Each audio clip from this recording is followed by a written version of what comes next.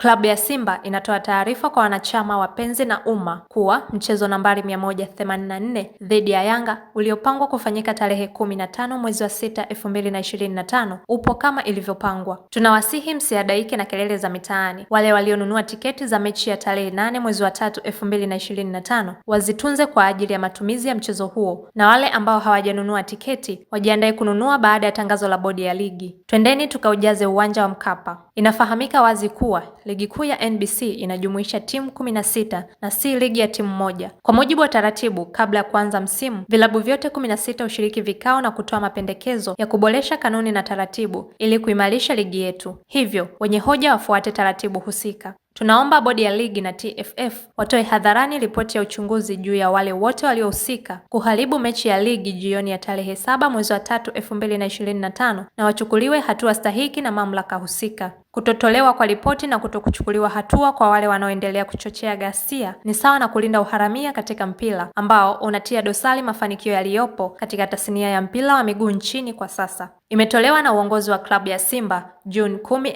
2025. Naitwa Jessica Bitus, asante sana kwa time yako.